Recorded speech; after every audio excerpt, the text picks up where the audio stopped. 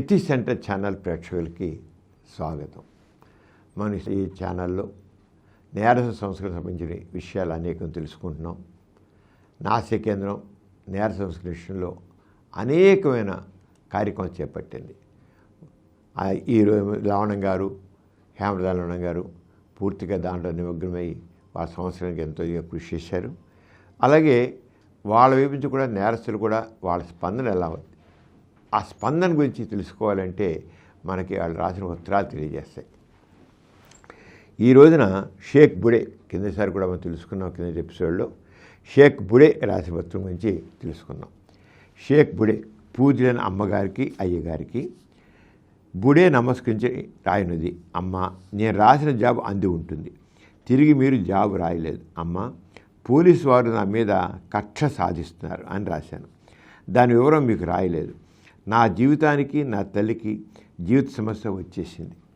అమ్మ, నన్ను రక్షించు, నన్ను కాపాడు, నా తల్లిని నాకు ఇవ్వు. నాకేమైనా అయితే వాళ్ళ పద్మవ్యూహంలో నేను చిక్కుకున్నా నా తల్లి నాకు దక్కదు. నా తల్లి లేకపోతే నేను జీవించను. ఆమె అతి బలహీనమైన వ్యక్తి. నన్ను చూడకుండా క్షణమైనా జీవించలేని నా తల్లిని కాపాడండి. నా తల్లిని నాకు మిగల్చండి. నాకేమైనా అయితే నా భార్య 4 రోజులు దుఃఖించి క్రమంగా మర్చిపోగలరు, కానీ నా తల్లి గుండె పగిలి చచ్చిపోతుంది. ఇతగైతే తల్లి మీద, భార్య అయితే ఏడ్చి ఊరుకుంటాడా, తల్లి మీద చచ్చిపోతుంటా అని తల్లి చచ్చిపోకుండా ఆమె మీద యుక్త వయస్కురాలైన అమాయకు తల్లి అనే పంజరంలో పెట్టలాంటిది నా చెల్లెలు ఆధారపడి ఉంటుంది. నేను చచ్చిపోతానేమో కానీ వారి రాక్షసత్వానికి అవిటివాడిని అవుతానని, దేశంలో జరిగే వాటికన్నా పోల్చుకుంటే స్వల్పమైన నేను చేసిన నేరాలకు క్షమ లేకుంటే శిక్ష అనుభవించడానికి నేను విచారించడం లేదు. నా ఒంటి మీద ఈగ వాల రాదనే ఊహకే నీరసపడిపోయే నా తల్లి దానికి మండిపడ్డ సమస్య. నా తల్లి తప్ప దిక్కులేని నా చెల్లెలు జీవిత సమస్య. మూర్ఖులైన బంధువులు, దూరమైన నా భార్య, నా 2 పసిబిడ్డలు అయిన ఆడపిల్లలు. ఈ సమస్య నేను కాపాడబడటంలోనే ఉంది. అనుక్షణం నా గురించి తప్పించిపోయే తల్లిని కాపాడు తల్లి. మా ప్రాణాలను రక్షించమని అర్థిస్తానమ్మా. నేను మూర్ఖత్వంలో చేసిన నేరానికి పోలీసు పూర్తిగా నా మీద కక్ష పూనింది. ఈ కక్షలో పైకి పొక్కకుండా హరించిపోయిన వారు వేరు. నాకు చాలా తెలుసు, నేను ఫలానా కేసుకు బాధ్యునని కోర్టు కాగితాల ద్వారా తెలియపరిచినారు. నేనే వేరే కేసులో రిమాండ్లో ఉన్నాను. ఆ కేసుకు ఏ విధంగా బాధ్యుడిని అంటే రిమాండ్లో, కోర్టులో కేసు జైల్లో ఉన్నా ఇంకో కేసు ఇరికించారు. అంచేత ఆ కేసు ఏ విధంగా బాధ్యుడిని అరెస్ట్ చూపినట్లు ఛార్జ్షీట్ కాగితాల్లో పెట్టుకుంటే నేను రిమాండ్లో ఉన్న కేసు 10 దినంలో అయిపోతుంది. జీవితాలు మీ వల్ల కొత్తగా జీవిస్తాయి. నెల్లూరు ఎస్పీ గారితో, కావలి డీసీపీ గారితో నా విషయం విచారించి నేను అతనికి జీవనాధారం కల్పిస్తున్నాను అని వారితో ఒక్కసారి చెప్పగలిగితే నేను ఈ ఊబి నుంచి బయటపడగలను. ఇట్లు మీ కుమారుడు ఎస్కే బూడే. చూడండి, వాళ్ళ సమస్యలు ఎలా చేయబోతున్నారు. మళ్ళీ చేసి తప్పులు చేస్తూనే ఉంటారు. మళ్ళీ ఒక్కసారి జైల్లో పెట్టి వచ్చేసారా తల్లడిల్లిపోతారు. ఇది క్రిమినల్ సైకాలజీ. చేసేస్తుంటారు, మళ్ళీ అమ్మబోయి భయపడుతూ చేస్తుంటారు. ఇంకో ఉత్తరం, నెల్లూరు 2/4/1942. ఇది కూడా ఆ బుడే రాశాడు. పూజ్యులైన అమ్మగారికి నా నమస్కారములు. నీ జాబు చేరింది. నా భార్య సిద్ధాపురం నుంచి వచ్చి తిప్పలోనే ఉన్నది. వాళ్ళ అమ్మ వాళ్ళ ఇంటికి రాని ఒక పక్కన ఇంట్లో 2 పసిపిల్లల్ని పెట్టుకుని ఒకరోజు తింటూ 4 దినములు పస్తులు ఉంటూ నా వద్దకు వచ్చి గోరుమని ఏడుస్తూ మెళ్ళ వస్తువులు దిగిరించి ఆడవారితో అయినా పోతాను, ఈ బాధ భరించలేను, నన్ను ఏరుకో లేదా ఆ దేవుడే నాకు తోడిని ఏడుస్తోంది. ఈ పరిస్థితిలో నేనేం చేసేది? 1వ తేదీ వాయిదా వరకు కష్టపడు. 2 కేసులు రైల్వే కోడూరులో ఉన్నాయి. ఒక కేసు 6 నెలల శిక్ష పడింది. పోలీసుల కేసు ఇంకా పెట్టలేదు. మా అమ్మ ఎలాగో వస్తుంది అని చెప్పినాను.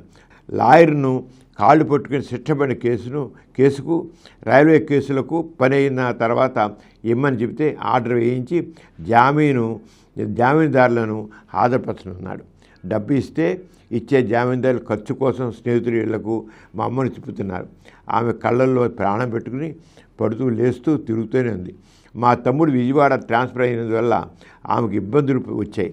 అభిమానంతో అయిన వాళ్ళ ఇళ్ళలో అన్నం తినలేక, ఎక్కువ చదువున్న వాళ్ళ ఇంటికి వెళ్ళలేక 4 రోజులకు ఒకసారి తింటూ నన్ను కనిపెట్టుకుని నా పెద్ద పాప 4 ఏళ్ళ అమ్మాయిని తన దగ్గరే పెట్టుకుని ఆకలి కూడా మర్చిపోయి 300 రూపాయల కోసం ఒక రైల్వే డ్రైవర్ భారీగా ఉండి నా తప్పుల వల్ల సంసారం చెల్లా చెదిరైపోయి ఆర్థికంగా దెబ్బతినేసి చావు బతుకులతో పోటీపడి తిరుగుతుంటే పోలీస్ కేసు వారంటూ ఈ దినం వచ్చింది. అంటే వాళ్ళు ఎలా ఉంటారో చూడాలి, సైకాలజీ ఎన్ని రకరకాలుగా ఉంటారు వాళ్ళకి.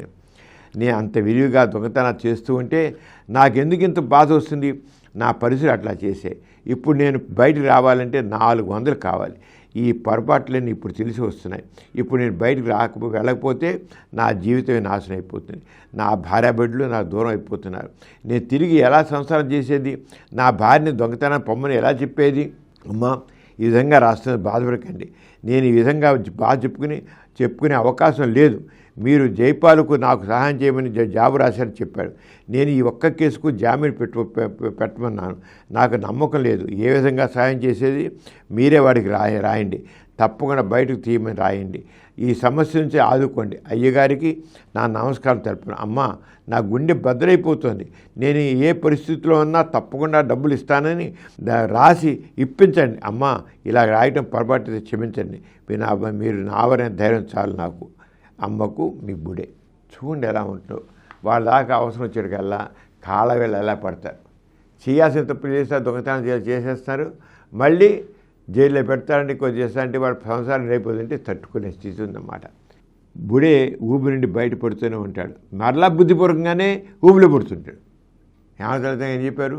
బుడే ఊబి నుండి బయటపడుతూనే ఉంటాడు, మరలా బుద్ధిపూర్వకంగానే ఊబిలో పడుతున్నాడు. కావాలని ముందు నువ్వు స్థిరంగా ఉండు, నీకు ఉపాధి కల్పించేదాకా అని మేమంటే మరి అందాక ఎలా బతికించును 5 రోజులు తెరుచుకుని ఉంటే ఏం చేయను అని మాకు ఎదురుపేసేస్తాడు. అమ్మవాళ్ళు నాన్నవాళ్ళు భార్య ఆ పిల్లలు తినలేకపోతే నీ ఎలా మంచిగా ఉంటాను? వాళ్ళు తిండి పెట్టారు కదా, అందుకే దొంగతనం చేస్తూనే ఉంటాను. అదే ఆయన బయటకు వచ్చాక అంత పంచపక్ష ప్రమాణాలతో అన్నిటితో ఆయన రెడీగా ఉండాలన్నమాట. ఇంకేమీ లేకుండా ఆయనకి అన్ని రకాలుగా. అతని తల్లి బిడ్డ క్షేమంపై తీవ్ర ఆందోళన గురవుతూ ఉంటుంది. కానీ ఆమె బలహీనరాలు, ఆసక్తిరాలు. ఇప్పుడు కూడా 1984 బుడే జైల్లోనే ఉన్నాడు అని హేమలత గారు చెప్పారు. ఇక మరొక ఉత్తరం 12/12/1983 స్టూవర్ట్పురం. మహారాజశ్రీ గవర్నర్ హేమలత లవణ గార్ల పాదపద్మలకు కర్రెద్దుల నాగేశ్వరరావు నమస్కరించి రాయుట. అమ్మ, నేను వరంగల్ జైలు నుంచి 23/3/1951 రిలీజ్ అయ్యి ఇంటికి వచ్చినాను. వచ్చిన దగ్గర నుండి కూలి పని చేశాను, రిక్షా తొక్కాను, వరి నారుకు నీళ్లు జల్లినాను. నేను ఈ విధంగా కష్టపడి బతుకుతున్నా 1982 సంవత్సరం ఆగస్టు నెలలో వరినారుకు నీళ్లు చల్లుతూ ఉంటే సిఏ గారు నన్ను కొనిపోయి విజయవాడ క్రైమ్ పోలీస్ స్టేషన్లో 15 రోజులు పెట్టినారు. అప్పుడు వాళ్ళు విచారించి నేను దొంగతనం చేయటం లేదు అని తెలుసుకుని విడుదల చేశారు. అప్పటి నుండి పోలీసు వారు నా జోలికి రావడం లేదు. ఎందువల్ల రావడం లేదంటే నాకు ఊపిరితిత్తుల్లో నిమ్ము వలన అస్థిపంజరంగా తయారయ్యాను. అందువల్లనే పోలీసులు నా జోలికి రావడం లేదు. పోలీసులు కొట్టే దెబ్బలు బయటపడి చాలా బాధపడుతున్నాను. ఇప్పుడు నేను ఎలాంటి పని చేయడానికి, కష్టపడి జీవించడానికి నాకు శక్తి లేదు. నా భార్య అయినా కూలి చేసి నన్ను పోషించడానికి ఆమె ఆరోగ్యం కూడా బాగలేదు.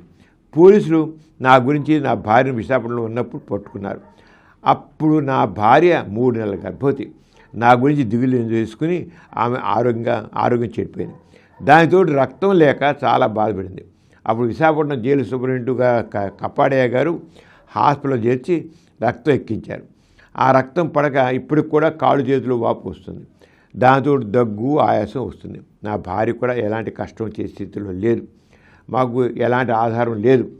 తల్లి తండ్రి ఉండి కూడా లేని వాళ్ళంగా తయారయ్యాం. మాకు మా పిల్లలకు తల్లి అయినా తండ్రి అయినా మీరే. తమరే ఏదైనా మార్గం చూపించాలి. నేను ఎన్నో దొంగతనాలు, దోపిడీలు చేసినా న్యాయపైస మిగిలించలేకపోయాను. నాకు మిగిలింది జైలు శిక్షలు, పోలీసు చేతుల్లో తందులు. ఇన్ని నేరాలు చేసినా నా భార్య పిల్లలను సుఖపెట్టలేకపోయాను. నేను బాధపడుతూ నా భార్య పిల్లలను కూడా బాధపెట్టిన వాడిని అయ్యాను. నా తప్పు నేను తెలుసుకుని ఇప్పుడు నీతిగా బతుకుతున్నాను. కానీ నా ఆరోగ్యం బాగాలేక ఊపిరితిత్తులో నిమ్ము వలన చాలా బాధపడుతున్నాను. తమరే నాకు, నా భార్య పిల్లలకు ఏదైనా మార్గం చూపగలరని ప్రార్థిస్తున్నాను. ఇట్లు తమ విధేయుడు కె నాగేశ్వరరావు. ఈ రకంగా మీకు వీళ్ళు ఫీల్ అవుతుంది ఎలా ఉంటుంది ఏంటి అనేది. ఇప్పుడు ఏంటంటే ఒకవైపు ఆర్థిక కారణాలు ఈ దొంగతనాలకి, మరోవైపు తన చుట్టూ ఉండి తనకు అందుబాటులో లేని అత్యంత సౌఖ్యవంతమైన విలాసవంతమైన జీవితాన్ని చూసి ఆ జీవితం పరువు పట్ట ఒక వ్యక్తి దొంగ మాడడానికి మూడు కారణాలు. ఒక పక్క ఆర్థిక కారణాలు, రెండు పక్క విలాసవంత జీవితాలు చూస్తున్నారు. అలా తయారవని దొంగతనం చేస్తే మనం కూడా ఎంజాయ్ చేయొచ్చు కదా ఫీలింగ్ అనమాట. మిగిలిన ఒకటి ఈ సమాజంలో దారిద్ర్యం, అవినీతి, ఆర్థిక సమాజంలో అంతకాలం మనిషి ఈర్ష్య, ఆశ, కక్ష పెరుగుతూనే ఉంటాయి. మనిషి వాడు లొంగిపోతూనే ఉంటాడు. సాంఘిక సామాజిక జీవితం గల వ్యక్తులు కొందరు అసలు కారణాలు పట్టుకుని వారి పరిష్కారానికి కృషి చేయక వ్యక్తి సమస్యగా పూనుకోవడం ఏమిటి అని ప్రశ్న వేసుకోవచ్చు. అసలు కారణాల పరిష్కారం వెతికే లోపల వ్యక్తి మరణించవచ్చు. ఆర్థిక అసమానతలు, సామాజిక అసమానతలు వేళ్ళూనికి పోయిన సమాజంలో వాటి మూలం పెరిగివేయడానికి సమయం పట్టవచ్చును. అంచేత మనిషి ఈ చక్రాల్లో పడి నలిగిపోకముందే వారిని రక్షించడం తోటి మనిషి కర్తవ్యం. ఎందుకంటే మన మనిషిని నిందిస్తున్నాం, వ్యవస్థను వదిలి మనిషి శిక్షిస్తున్నాం, కారణాలు కాదని. ఎదురు తిరగవలసిన మనిషి కూడా ప్రలోభితుడై తానే దేవ పురుగులై నలిగిపోతూ ఆర్దన చేస్తున్నాడు అంటూ హేమంత్ గారు. ఇంకో ఉత్తరం, మమ్మల్ని నమ్మండి. గౌరవనీయమైన ప్రభుత్వ అధికారులకు, సమాజ పెద్దలకు, స్టూవర్టపురంలో నేరస్తులుగా పడిన నేరస్తులు స్టూవర్టపురంలో నేరస్తులుగా అందరూ కలిసి ఒక ఉత్తరం రాశారండి. మేము ప్రభుత్వానికి విరోధంగా, సమాజానికి దూరంగా జైళ్ళలో మొగ్గుతున్నాం. మేము ఎలాంటి పరిస్థితుల్లో దొంగలుగా మారిపోయామో, ఎందుకు దొంగతనాలు చేస్తున్నామో మా గురించి ఆలోచించేవారే లేరు. వాస్తవంగా మేము నేరస్తులమే. ఎక్కువగా మేము చేయని నేరాలకి శిక్ష అనిపిస్తున్నాం. దేశంలో చాలామంది దొంగలు ఉన్నారు. స్టూవర్పురం వారు ఒక్కరే నేరములు చేస్తున్నారా? ప్రభుత్వం దృష్టిలో, ప్రజల దృష్టిలో ఒక్క స్టూవర్పురం వారిని నేరస్తులుగా నిరూపించబడుతున్నారు. ఆంధ్రప్రదేశ్లో కానీ, కర్ణాటకలో కానీ, తమిళనాడులో కానీ ఎక్కడ నేరం జరిగినా ముందు స్టూవర్పురం వారే నేరం చేసినారని పత్రికలకు ఇస్తారు. ఆ నేరాలు ఎవరు చేసినా స్టూవర్పురం వారి మీదే పడుతున్నాయి. ఆ నేరములు చేసినా బయటపడి జైలు అనుభవిస్తూ ఉన్న ప్రజల దృష్టిలో మాత్రం ఆ నేరాలు స్టూవర్పురం వారి చేశారని భావించుకుంటారు. మేము కొన్ని నేరాలు చేసినది వాస్తవమే. జరిగే నేరాలు మేము చేసినవి కాదు, జరిగే ప్రతి నేరం మేము చేసినవి కాదు. మమ్మల్ని ఎవరు దొంగలుగా మార్చినారో మాకే మేము దొంగలుగా మారినామో మా అంతరాత్మకు తెలుసు. మేము ఏ రూపేణా నేరస్తులుగా మారి జైలు అనుభవిస్తూ సమాజానికి దూరంగా, ప్రభుత్వానికి మరో విధంగా ఇంతకాలం మెరిగినాము. మాలో కొంతమంది కాళ్ళు చేతులు ఎరగొట్టుకున్నారు, కొంతమంది నిర్దాక్ష్యంగా కాల్చివేయబడ్డారు. మేము నేరస్తులుగా పరిగణపడే ఈ హింసల కారణంగా మేము చేసిన నేరాలన మా భార్యలు, పిల్లలు, తల్లులు కూడా చాలా కష్టాలు పడుతున్నారు. మేము చేసిన నేరాలకు మాకు మిగిలింది దెబ్బలు, జైలు అనుభవాలు. ఇంతకన్నా మాకు ఏమీ మిగలేదు. అందువలన మేము నిజాయితీపరులుగా జీవించడానికి ప్రభుత్వం, ప్రజలు మాకు సహకరిస్తారని ఆశతో మా పాత జీవితాలు స్వస్తి చెప్పి కొత్తగా నిజాయితీపరులుగా జీవించడానికి నిర్ణయించుకున్నాం. మా పిల్లలు మావలే తయారు కాకుండా మరల వారి జీవితాల్లో నందనవనంగా అవ్వాలని ఈ నేర ప్రవృత్తికి స్వస్తి చెప్పడానికి సిద్ధంగా ఉన్నాం. మేము ఎలాగో చెడిపినాం, మా పిల్లలైనా బాగుపరుచుకోవాలని ఈ నిర్ణయానికి వస్తున్నాం. ప్రభుత్వం వారు ఎలాంటి ఆంక్షలు విధించినా, ఎలాంటి కట్టుబాటుగా ఎంగేజ్కు సిద్ధంగా ఉన్నాం. ఈ నేర ప్రవృత్తి నుండి బయటపడి సమాజంలో గౌరవ ప్రతిష్టలతో బతకడానికి నిర్ణయించిన నేరస్తులందరికీ ప్రభుత్వం వారు ఓపెన్ జైలు లాంటి ఒకటి నియమించి మన నిజాయితీ తెలిసిన వరకు ప్రభుత్వం వారి అధీనంలోనే ఉంచుటకు మేము సిద్ధంగా ఉన్నాం. అంటే ఇంక మేము ఓపెన్ జైలు పెట్టండి, చేయండి, చూడండి. ప్రభుత్వ అధికారులారా, సమాజ ప్రజలారా మాకు సహకరించండి. మేము గత జీవితాలు స్వచ్ఛ చెప్పి నిజాయితీ పరులుగా బతకడానికి ముందుకు వస్తున్నాం. మమ్మల్ని నమ్మండి. మమ్మల్ని కూడా ఈ సమాజంలో మనుషులుగా చేర్చుకోండి. ప్రభుత్వ అధికారులు, సమాజ ప్రజల పూర్తి సహకారం మాకు అందిస్తారని ఆశిస్తాం. 1974 నుండి శ్రీ హేమంత్ గారు, శ్రీ లవణం గారు మమ్మల్ని ఈ నేర జీవితం విముక్తి చేసి సమాజంలో ఒక వ్యక్తులుగా చేరుకు చాలా కృషి చేస్తూనే ఉన్నారు. కానీ వారి మాటలు మేము వినకుండా నేరాలు చేస్తూ అనేక బాధలకు గురైనాం. వారి మాట వినలేదని మనసులో ఎలాంటి కష్టం లేకుండా ఇప్పటికీ నిరంగా కృషి చేస్తూ చేస్తున్నారు. మా కొరకు వారు అనేకమైన బాధలకు గురయ్యారు. అన్నిటికీ సహించి మమ్మల్ని మార్చడానికి ఇంకా ఎంతో కృషి చేస్తున్నారు. వారి శ్రమను మేము అర్థం చేసుకోగలిగినందుకు ఇప్పుడు విచారిస్తున్నాం. వారి పడ్డ శ్రమ ఫలితం వలన మేము అనుభవించున్న బాధల వలన ఇప్పుడు మాకు ఫలితం దక్కాలని దృఢసంకల్పంతో మీ నేర ప్రవృత్తి సృష్టి చెప్పడానికి మనస్ఫూర్తిగా అంగీకరిస్తున్నాం. అందువలన ప్రజలు, ప్రభుత్వం మా పూర్తి సహకారం అందించి తగ్గ రక్ష కల్పించగలరని ఆశిస్తున్నాం. మేము ఈ నేర జీవితం నుండి విముక్తి పొందగలం అనుకుంటున్నాం అని టూర్పంలో పేరు మోసిన దొంగలు వాళ్ళు ఉత్తరం రాశారు. అంటే ఎక్కడ రే ఆఫ్ హోప్, ఒక మార్పు తీసుకురావడం మనుషులు మన గురించి ఉన్నారు, మనకి వాళ్ళు మన మార్పు కూడా సహకరిస్తారు అనేది కలిగితే మాత్రం ఎలాంటి వాళ్ళైనా మారడానికి సిద్ధమవుతారు. కానీ సమాజం వాళ్ళు ఆదరించడం వల్ల ప్రతి వాళ్ళు ఒక నేరస్తులు ముద్రేయడంతో ఆ నేరస్తులుగానే వాళ్ళు కంటిన్యూ ఇంకొక సమాజంలో వాళ్ళకి ఇంకొక మార్గం లేదు. వాళ్ళు మారడానికి అవకాశం ఇవ్వట్లేదు, ప్రభుత్వం ఇవ్వట్లేదు, పోలీసులు ఇవ్వట్లేదు, ఎవరు సమాజం కూడా ఇవ్వట్లేదు. కానీ ఎప్పుడైతే నాసికేం తరపున లవణం గారు, హేమచరణ్ గారు చేశారో వాళ్ళకి రే ఆఫ్ హోప్ కనబడింది, ఒక ఆశాకిరణం కనబడింది. దాని నుంచి బయటపడ్డాం కదా. అంతవరకు ఏంటి, వీళ్ళు నేరస్తులు, వీళ్ళు దీనికి తగును, వీళ్ళు ఇలాగే శిక్షింపబడాలి, ఇలాగే బాధపడాలి, అప్పుడే బుద్ధి వస్తుందంటారు. ఎప్పుడు బుద్ధి వస్తుంది? కేసు మీద కేసు బనాయిస్తుంటే. అంటే దీంట్లో ఎవరు సంతకం పెట్టారు? గరికి ప్రభాకరరావు, మాదల రాము, ఆవుల వెంకటేశ్వర్లు, ముంగా వెంకటేశ్వర్లు, మాదిగాని జైపాల్, కంపా బాబురావు, వీళ్ళందరూ కూడా పేరు మోసిన దొంగలే స్టోర్పురంలో. వీరు 6 విజయవాడ జిల్లా జైల్లో ఉన్నప్పుడు ఈ కింద వినపం రాసి బహిరంగ ప్రకటనగా తెలియజేశారు. ఎన్నో పత్రాలు జైలు నుండి వస్తూ ఉంటాయి. జైలు నుండి విజిలెన్స్ వారు వస్తారు, వారి గత చరిత్రలు, బాధలు, ఆవేదనలు లభిస్తూ ఉంటారు. ఏమతరణంగా చూస్తున్నారు. ఇలాగా కొన్నిసార్లు వీరి గాథలు విని సానుభూతి తెలుపుతూనే మీరు చేసిన తప్పులకు సమాజం మీకు శిక్ష వేయాలి కదా, ఇప్పుడు మీరు అనుభవిస్తున్న ఆ శిక్ష అంటూ వారిని హెచ్చరించేదాన్ని. దొంగ, మోసగాడు, బందిపోటు తాము చేసిన తప్పని గ్రహించాలి, పశ్చాత్తాపం చెందాలి. అయితే అతనిలో పశ్చాత్తాపం వచ్చాక దాన్ని మనం హర్షించాలి, అతని జీవితానికి సహాయం ఎదగాలి. ఇదే దృష్టితో ప్రొబేషన్ శాఖ ఉంది, కానీ నేరస్తులకు ఆకాశ కుసుమంగా ఉంది. అందరికీ అది అందుబాటులో లేదు. నేరస్తుల విన్నపాలు మిగిలిన శాఖ ఇది ఒక్కటే. అది మార్పు చెందిన వారందరికీ అందుబాటులో ఉండాలి. నేరము, శిక్ష రెండు ఒకదాని తర్వాత ఒకటి జరుగుతూనే ఉన్నాయి. శిక్షానంతరం నేరస్తుడు మరల నేరం చేయకుండా అతని మనసుకు సంస్కరణ అవసరం. ఇది మరింత పెద్ద శిక్ష. అతనికి సంస్కరణ అనే శిక్ష మనసునకు, ఆ శిక్ష వల్ల అతను సంస్కృతి కావాలి, అది అతని జీవితానికి మంచి బాటను వేయాలి అని హేమచరణ్ గారు చెప్పారు. ఇలా ఉన్నాయి. మరికొన్ని ఉత్తరాలు, ఆ నేరస్తుల మనో సైకాలజీ మీకు నెక్స్ట్ ఎపిసోడ్లో తెలియజేస్తాను. అంత సెలవు మరి. నమస్తే. ఈ కార్యక్రమం మీకు ఎంతో నచ్చింది కదా. ఇటువంటి మరిన్ని వీడియోల కోసం అనతి కాలంలోనే 21 కోట్ల వ్యూస్ సాధించిన సమరం ఛానల్స్ సమర్పించు ఎథిక్స్ సెంటర్ ఛానల్కు సబ్స్క్రైబ్ చేయండి, లైక్ చేయండి, మీ ఫ్రెండ్స్కి షేర్ చేయండి. అలాగే ప్రక్కనున్న గంట సింబల్ని ప్రెస్ చేయడం మర్చిపోకండి.